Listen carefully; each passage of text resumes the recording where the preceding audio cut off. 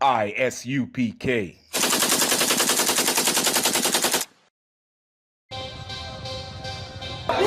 We want no cowards in our camp, in our camp. Only men prepare to die. Woo! We want no cowards in our camp, in our camp. Never let their colors fly. Woo! We want no cowards in our camp, in our camp. Only men prepare to die. Woo!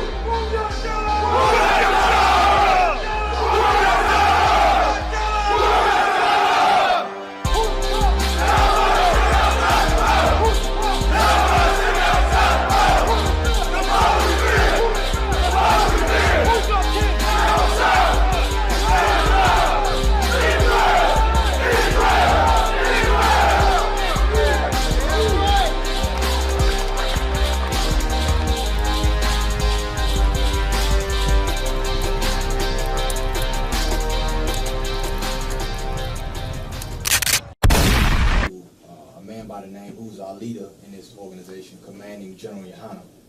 He taught us who we are according to the Bible. He taught us morality. He taught us who our God was, and how to help rebuild this nation. Okay. And the reason, everyone in the black community is played, one way, shape, fashion, or form by drugs, gang violence, single parent homes. All these things, they don't just affect us in Shreveport here. This is a microcosm of what's going on nationally with black people in America. I mean, you go to any major city, Baltimore, New York City, Philadelphia, a lot of these cities that I've been in and lived in, Washington, D.C., it's the same thing. It's a pattern. Tell me a little bit about just, Isaiah mentioned that you could talk to me about the scope of this problem here in Shreveport, and the story I'm working on right now is about specifically Queensboro and the 9 that got indicted for gang activity. And so tell me just a little bit about your understanding, not saying to call out any gang members obviously, but what is your understanding of how gangs work and operate here and why people turn to gangs? Well, one of the reasons people turn to gangs, and psychologists will tell you this, people study psychology, is one, they want to be accepted. That's the first thing, to be accepted, to feel a part of something. A lot of the youth in Shreveport, especially black, Hispanic, and Native American Indians, abroad, but especially in Shreveport, if you join a gang, it's a void in your life. And the young brothers are looking for manhood. I mean, you think about, how many, how much stuff you grow up in and, deal with in a black community, a black household, you looking for manhood. You want to be a man. A lot of them grow without their father. So they have to wear the pants at a young age. So providing for their family. If you're in a gang, now you have protection. And you have an enterprise, which usually turns to drugs, in most cases, extortion. Some of them use prostitution, like MS-13, things like that. But you have those things. You have those voids that you try to fill. You understand? Gang is a group association, you know what I'm saying? And some people will call it tribalism. But that is, one of the, I guess you can say one of the main reasons people join a gang. People look, and another thing with a gang, they give you an identity. And these are things, we're going to talk about, I'm sure we're going to probably talk about what's the root of the problem. But these are things that our leadership has failed to give our youth. If you look at a business, you look at any business, if we're looking at a business and the business is failing, who are you going to blame? Are you going to blame the store clerk or are you going to blame the CEO? And it's no different in a nation, no different in our community. There's enough room to lay the blame to when it's not those 9 young men who got indicted. You can look at black leadership, specifically the Black Christian Church.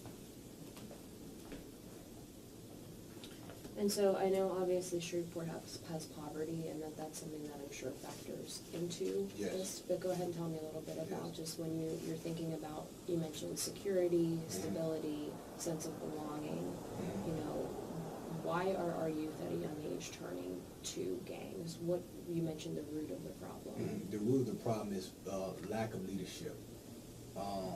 Leadership is supposed to provide these things for you. Now, and a lot of people, when I look at black people's condition, I always try to I compare and contrast with other nationalities, with the Chinese, with the Italians, and different things like that. wherever there's a high rate of poverty, there's always going to be a high rate of crime, no matter what nationality. I mean, it's no different in Italians with the mafia, no different with, you know, the Chinese gangs, the triads. Wherever there's a high rate of poverty, this is not something new. But it's more. It's exported more. We're put on the front page more because, you know, we are what you say is America's criminal. We are the poster child for America's criminality. You know, you know, all the negative things they put on black people. But the root of the problem is the leadership. The leadership in Shreveport has failed, and nationally, black Christian churches failed because they failed to teach our youth morality. They failed to give them a sense of identity, which the Bible does give who they are. A lot of these youth, I guarantee you, if you ask 9 of those, each one of those men who got arrested, what's their nationality, you're gonna get 9 different answers. Because they don't know, they want to fight for something. They want to control and have a piece of this earth they can call their own. You know, they'll take a block and say, this is mine. Because they want to own, they want to, like any man want to, you don't feel like you're a man unless you can have power. Some sense of identity, some sense of this is where I belong. So then you have different groups fighting over turf, fighting over a corner, which they're gentrifying in, of course, in Shreveport. And they're going to show you, it don't matter what, if you change your area, if you don't change the mindset, you can move to different, the same thing with New Orleans when they flooded. A lot of, you had different gangs, different wards that moved to different areas, and they just carried their weight. Because now, my block flooded, so I want to take this block now. I want to control the drug enterprise on this side. Yeah. And so, you know, you mentioned the church. And so I'm wondering if you could kind of give me a contrast between what values or morals drive a gang and what those members kind of have to espouse, or what they have to, like, to rise in the ranks of a gang. You need to have what kind of mindset or what kind of morals versus, you know, if you do have a spiritual base, or if you do want something more for yourself, what do you see as the morals that these young people need to start adopting? Well, to rise in the rank of a gang, you need ruthlessness.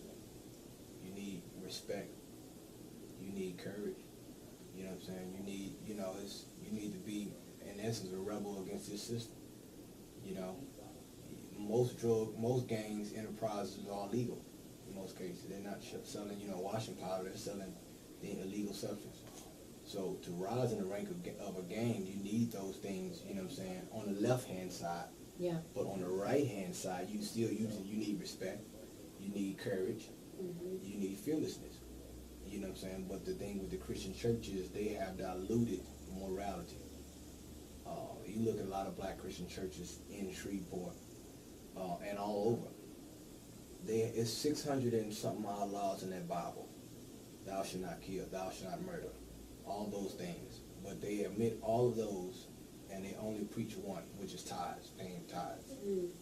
And that's why you see these black mega churches. You see, like the churches, our youth are getting locked up at an alarming rate, but the churches are booming.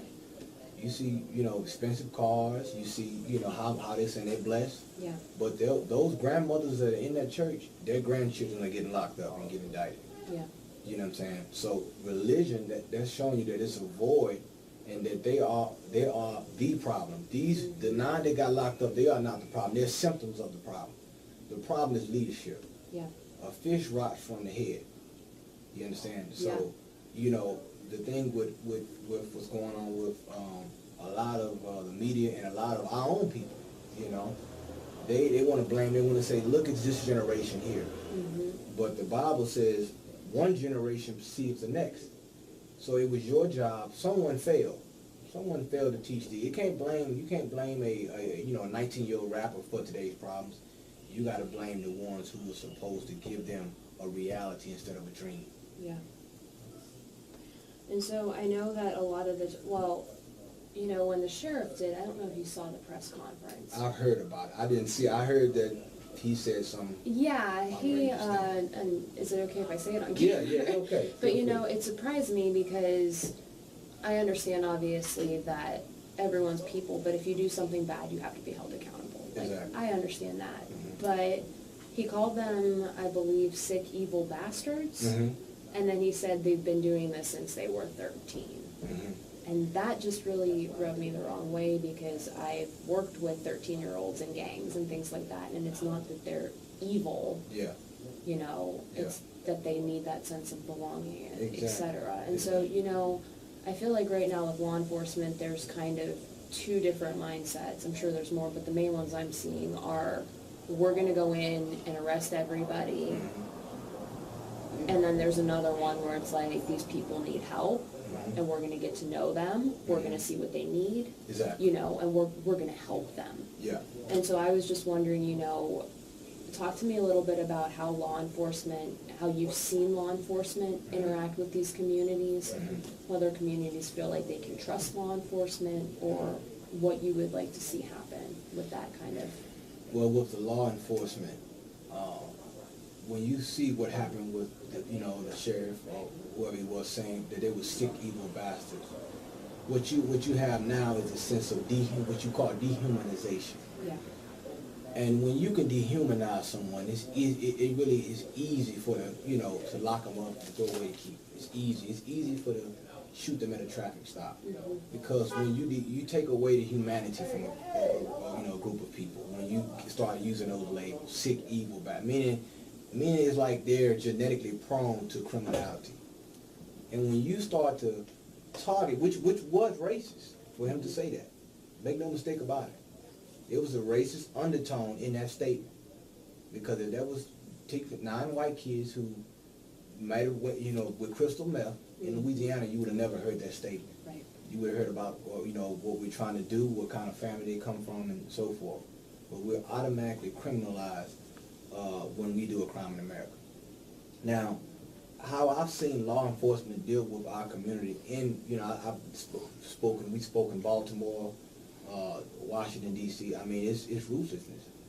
When you go into an area, like I said, that's poverty, full of drugs, they don't look at it as you are a victim.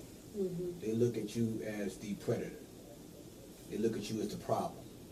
And the only way to get rid of that problem is to lock you up or to kill you. So now you look at a community who sees that. You see it at 12 years old, you see that at 10 years old, you're gonna grow up not trusting the police. You're gonna see police. They just had a video out in Baltimore where they had a police planting drugs. They had a video of him planting drugs on someone. So these are things that go on, So, I mean, I don't really think that the law enforcement problem is going to help our community. More communities, black communities, Hispanic, Native American, Indian communities are looking more towards what you call community policing, where you have someone, elder, or what you say in the community, where the police deals directly with them. And I've seen that with the Chinese in the Chinatown.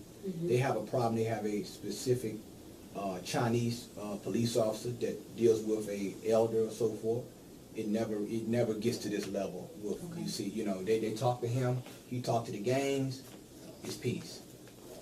You know what I'm saying? Don't hang out by the bikes. Don't hang out by the bus stop. No selling drugs over here. Get away from the school zone. They you know what I'm saying? There's coordination. And we don't have structure. That's another thing with our people, and that's what the Israelite School of I.S.U.P.K is in Shreveport working on and building structure. Yeah. These young men need structure. They need discipline. They need a sense of belonging. They need things to do. Right. They need to feel a part of something. They need to know who they are. They need to know there's laws or code to live by. And because there is no code, then you live by the code of the street. Very well said.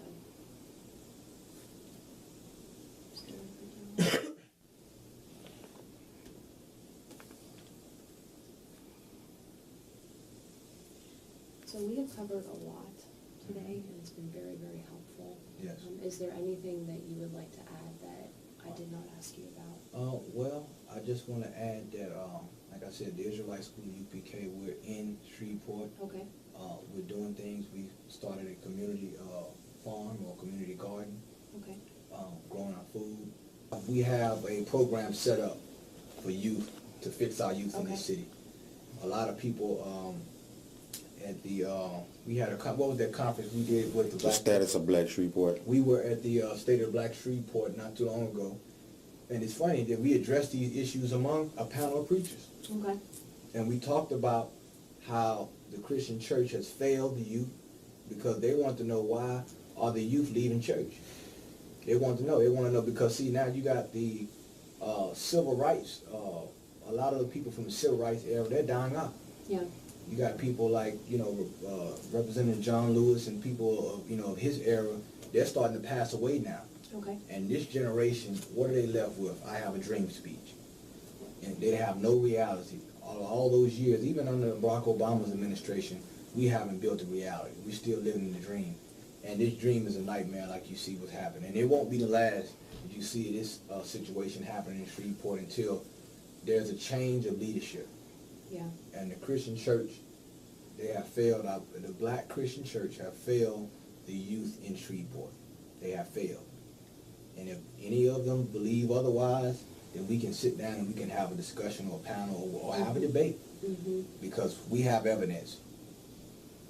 It was no outcry. I don't think it was an outcry of the sheriff saying they were evil, sick bastards. Nobody said nothing. No one said nothing. That's a lack of leadership. Can you imagine saying that to the Jewish community? Yeah. Can you imagine saying, telling the Jewish community they're sick, evil bastards? Anti-Semite. They say you're anti-Semite.